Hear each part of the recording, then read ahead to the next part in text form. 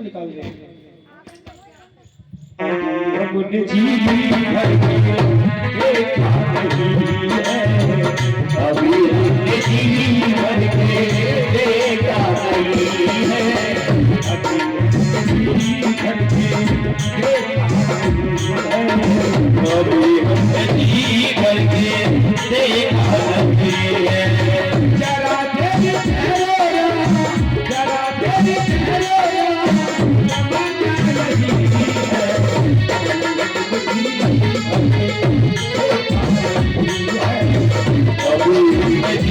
भर के सेवा करनी है, अभी हमने जी भर के सेवा करनी है।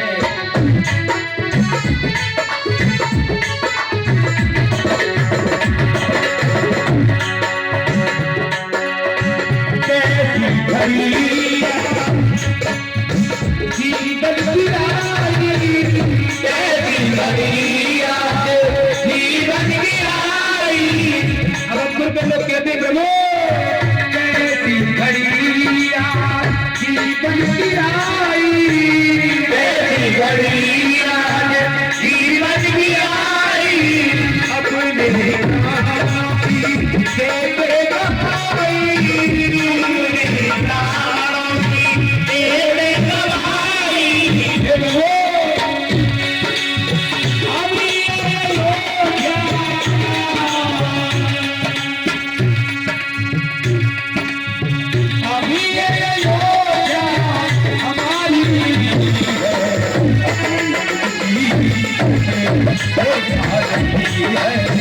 अभी हमने जीवन के देखा नहीं है, अभी हमने जीवन के देखा नहीं है।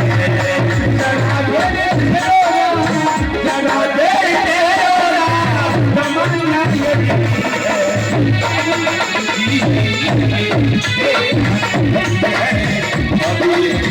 जीवन के देखा नहीं है।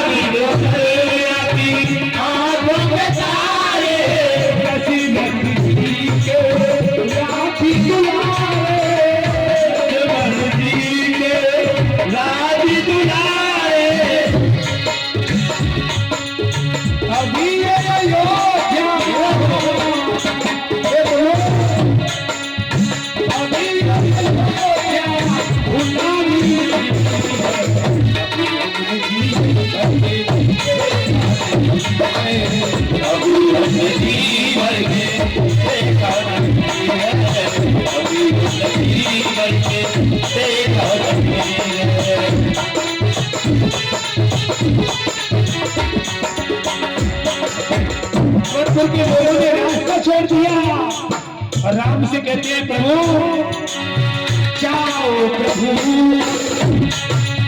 समय हो रहा है, जाओ प्रभु समय हो रहा है, जाओ प्रभु समय हो रहा है, जाओ प्रभु समय हो रहा है। हरि का उजाला समय हो रहा है, हरि का उजाला सब हो रहा है।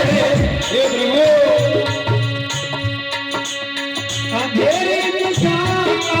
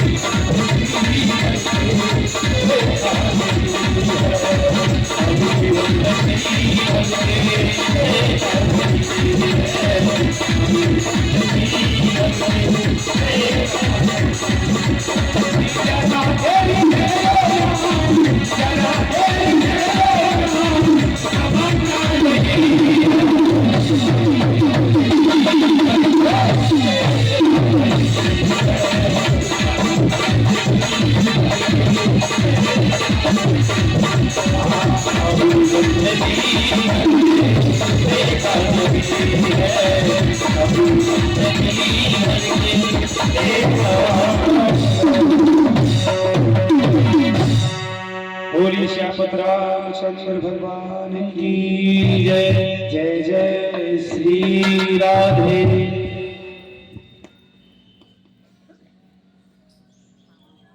क्योंकि लाला है छोटो से जो कन्हैया बन गया है।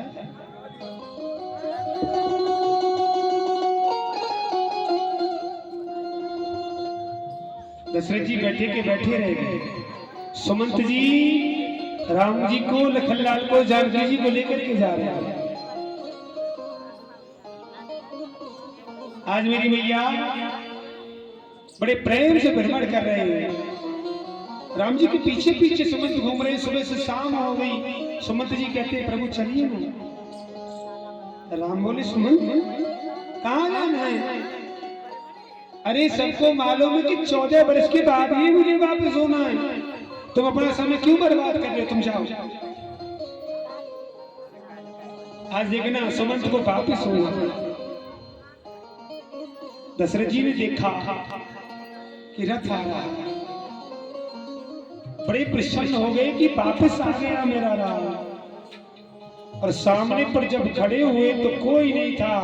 सुमंत जी हाथ जोड़ के कहते प्रभु ये कार्य मैं तुम्हारा पूर्ण नहीं कर पाया।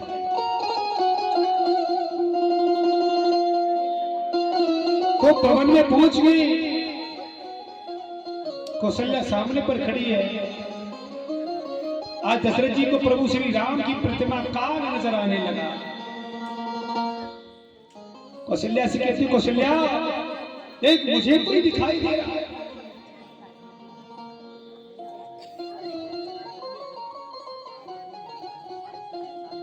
सुखदेव जी कहते हैं कि प्रभु दशरथ जी जिए तो राम के लिए, मरे तो राम के लिए।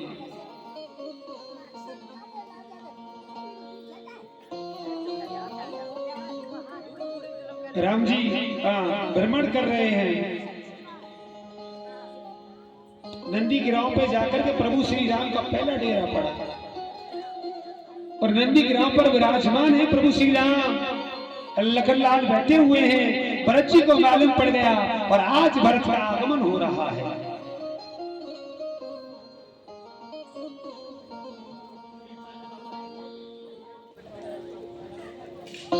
हम लोग ये सोचते हैं कि भाई भाई में तकरार हो जाती है, भाई भाई अलग हो जाते हैं। लेकिन बात तो ये है कि भाई जैसा पवित्र रिश्ता इस पृथ्वी पर कभी नहीं मिलेगा। केवल भाई एक ऐसी सामर्थ्य है, चाहे बोले या ना बोले, अगर भाई को परेशान वो देखेगा ना तो वो किसी ना किसी के माध्यम से ना उसकी सहायता जरूर करेगा। उससे कहेगा जरूर, ऐसे पूछो तो जरूरत क्या है, क्या चाहिए इसको, अरे मालूम करो।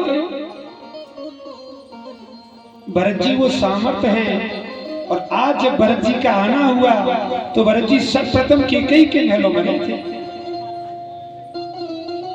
और कैकेयी के महलों में जाकर के यही पूछा कि राम कहाँ है? मान केवल मुझे तो इतना बता।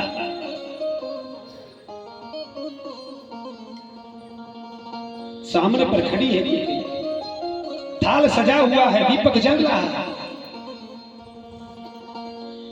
भरत जी बोले भैया ये आरती काहे उतार रही थी? अरे जो मैंने पूछा है तो वो क्यों नहीं बता रही है? मैं जानना चाहता हूँ कि राम नजर नहीं आ रहे, कहाँ हैं? कैकेयी ने बड़े मुस्कुरा के कह दिया कि उसको 14 वर्ष के लिए वनवास। भरत जी बोले क्यों? बोले तू राजा बनेगा। भरत जी बोले वाह, तूने सोच लिया कि मैं राम को होते सोते राजा बन जाऊंगा। अरे वाह। भरत जी बोले कि ये वरदान मांगे किसने थे कि राम जी को बन जाने के लिए दिवस किसने किया था? कैकेयी बोली नहीं। भरत जी 2 कदम पीछे हट गए और कैकेयी को निहारने लगे। और भरत जी कहते हैं मां मुझे अपनी जिह्वा से मां कहने में शर्म आती है। तूने सोच भी लिया कि एक बेटे को कष्ट में भेज करके तो दूसरे बेटे को तू राजा बना देगा और मैं राज्य को अपना लूंगा? ऐसा नहीं होगा। आज देखना भरत जी कहते हैं कैसे तू मुझे ये बता कि राम जब घर से निकल के गया था पैरों में चोट पादुका थी, तन पर वस्त्र थे या नहीं थे?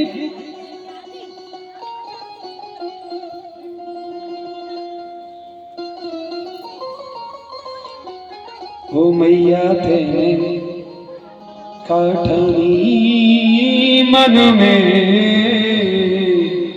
राम सिया भेज देरी बन में। भरत जी कहते हैं तूने सोच कैसे लिया? आज प्रभु श्री राम नंदी ग्राम पर विराजमान है और देखना भरत जी सेना को लेकर के आज राम जी से मिलने के लिए जा रहे हैं। बोली गोविंद भगवान की। राम जी को मिलने के लिए जा रहे थे ना तो लखनलाल भ्रमण कर रहे थे भैया, और लखनलाल को भ्रमण करते करते घूमते घूमते देखा, दृष्टि पड़ गई लखन की भरत की ओर, और दौड़े दौड़े राम के पास आए और राम जी से कहते भैया अभी कैकेयी का मन नहीं भरा है। राम बोले क्या हो गया? बोले भरत अपनी सेना लेकर के हमसे युद्ध करने के लिए आ रहा है। राम ने जब सुना ना कि सेना लेकर के हमसे युद्ध करने के लिए आ रहा है तो राम खड़े हो गए और राम कहते हैं लखन से, लखन तुमने कैसे सोच लिया कि वो मुझसे युद्ध करने आ रहा है? बोले प्रभु सेना उसके साथ में है। तो राम जी भरत जी की महिमा गाते हैं और कहते हैं कि भरत लखन तुम भरत के बारे में क्या जानते कि भरत क्या है? भरत को राज्य का कोई लोभ लालच नहीं था। क्यों? तो विश्व भरण पोषण करे जो ही ताकर नाम भरत अस। राम जी कहते हैं लखन से, लखन भरत वो सामर्थ्य है कि अकेला विश्व भरण पोषण कर जो ही पूरे विश्व का पालन पोषण का अकेला भरत कर सकता है। क्या पड़ी उसको राज्य की? राम जी जानते हैं भरत के बारे में, लेकिन राम जी भी घबरा जाते हैं। जब भरत जी प्रश्न पूछते हैं ना तो राम जी सोचते हैं कि जवाब देना क्या है। भैया भरत जी सामने पड़े, राम ने भरत को देखा, चेहरा उदास कर लिया, तो भरत जी ने छूटते ही बोल दिया राम जी से, बोले सुनो घबराने वाली बात ना है, मैं तुम्हें वापस ले जाने ना है, लेकिन मैं तो केवल अपने प्रश्न का उत्तर लेने के लिए आया हूं। मुझे मेरे प्रश्न का उत्तर दे दो और मैं चला जाऊंगा। मेरी भैया राम जी सोचते कि पता नहीं कौन सा प्रश्न ऐसा पूछ डाले कि उसका उत्तर ही ना मिले। भरत जब बात करते हैं तो राम सोचते हैं, बड़ा सोच समझ के देते हैं जवाब। भरत जी कहते हैं राम जी से, बोले सुनो मैं ये जानना चाहता हूं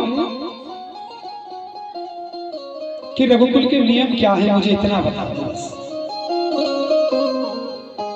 राम जी ने ना बड़े भाव से कह दिया, रघुकुल रीत सदा चले आई, प्राण जाए पर बचन न जाई। इतनी वाणी को जब सुना भरत जी हाथ जोड़कर राम जी से कहते हैं, बोले प्रभु जब रघुकुल का सारा नियम तुम्हें मालूम है तो फिर रघुकुल के नियमों को तुमने तोड़ा क्यों? राम जी बोले मैंने कहां तोड़ा है? अरे जैसा आगे से मुझे हुआ वैसा मैंने किया, लेकिन भरत मैंने कोई नियम को नहीं तोड़ा है। भरत जी कहते एक बात बताओ कि कहीं ने वरदान में पहले वरदान में क्या मांगा था? ध्यान से सुनना। भरत जी कहते हैं कि कहीं ने पहले वरदान में मांगा क्या था? राम जी बोले कि पहले वरदान में तुझे राजा बनना था, और दूसरे में बोले दूसरे में मुझे 14 वर्ष का वनवास। भरत जी कहते हैं तो एक बात बताओ, अरे पहले वरदान में जब मांगा था मुझे राजा बनने का घोषणा हुई थी, तो प्रभु पहले मुझे राजा बनाते तो तब बच चले जाते, मैं रोकता थोड़ी। लेकिन तुमने पहला कार्य ना करके दूसरा कार्य किया, तुमने नियमों को तोड़ा। अब राम जी के पास है कोई जवाब? है कोई जवाब? कोई जवाब नहीं। राम जी कहते हैं कि कोई भरत जी बोले मैं प्रभु बिल्कुल नहीं जाऊंगा वध में।